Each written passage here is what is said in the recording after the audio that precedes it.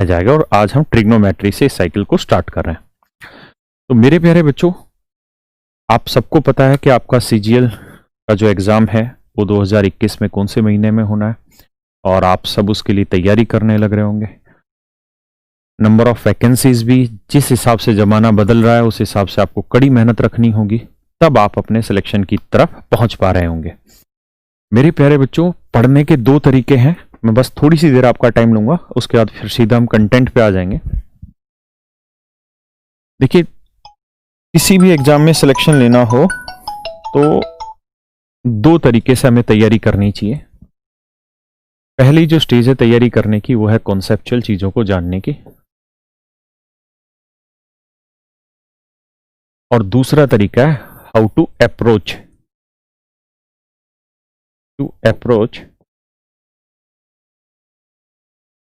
of any question, how to approach any question in exam,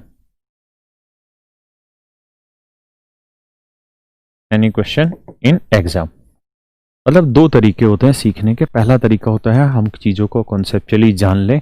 दूसरा तरीका होता है कि हम जो चीज़ें जाने हैं, जिनकी हमने प्रैक्टिस की है पेपर में, उन पे हमने कैसे अप्रोच करना है ना।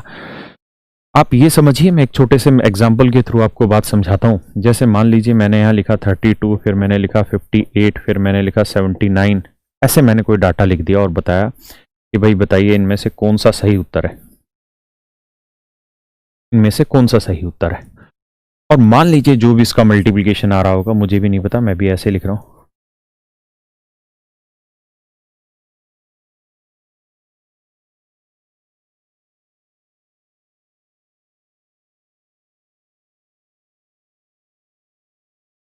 ऐसे करके दे दिया।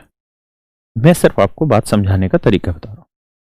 तो देखिए यार, कॉन्सेप्चुअली तरीका तो ये हो गया जो आप शुरुआत में सीखेंगे कि भाई 32 की 58 से गुना कितना जल्दी से जल्दी हम कर सकते हैं। फिर जो मल्टीप्लिकेशन आएगा उसकी 79 से हम मल्टीप्लिकेशन कितनी जल्दी कर सकते हैं, या किन्हीं भी नंबर्स का मल्टीप्लिकेशन कैसे जल्दी निकाला जा सकता है, स्क्वायर रूट कैसे निकाला जा सकता है, स्क्वायर कैसे निकाला जा सकता है, कैलकुलेशन कैसे आसान करी जा सकती है, क्यूब कैसे निकाला जाए, क्यूब रूट कैसे निकाला जाए। ये तो हुआ कॉन्सेप्चुअल तरीका जो टीचर ने आपको पढ़ाना है और जो आपने पढ़ना है।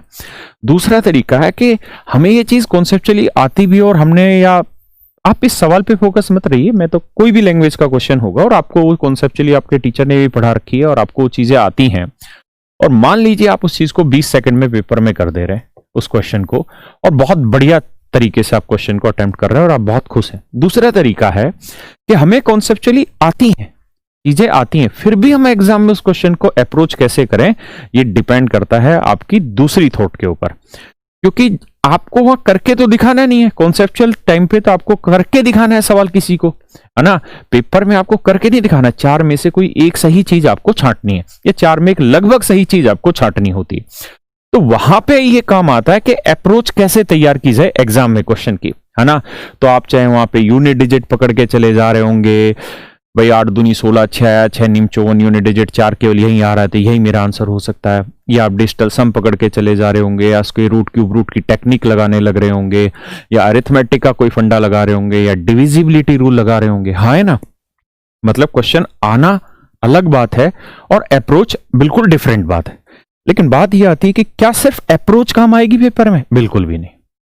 आपको चीजें कॉन्सेप्चुअली आनी चाहिए, तब आपकी अप्रोच सेट होती है।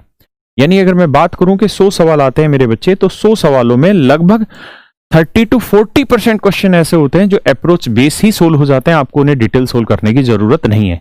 लेकिन बाकी जो बहुत बड़ा स्लैब बन गया, 60 से 70% या 80%, अलग अलग क्वेश्चन के ऊपर डिफिकल्टी लेवल डिपेंड करता है, वहां तो चीजें आपको आनी चाहिए, है ना, तभी आप उसको अप्लाई कर पाएंगे। अब बहुत सारी जगह अप्रोच भी तभी आप लगा पाते हैं जब चीजों को आप जानते हैं पहले से कि ये इसके बाद इस तरीके से ये पैटर्न होना है ना। तो बड़ी चीज ये है कि आज के टाइम में तैयारी करते वक्त हमको कॉन्सेप्चुअली भी चीजों को बहुत गहराई में जानना पड़ेगा, और हमें पेपर में उनको अप्रोच कैसे करना है, इन चीजों को भी हमें जानना पड़ेगा, तभी हम उस पॉइंट तक पहुंच पा रहे होंगे, है ना। वरना तो हम सिलेक्शन की तरफ जा ही नहीं पा रहे होंगे। तो देखिए मेरे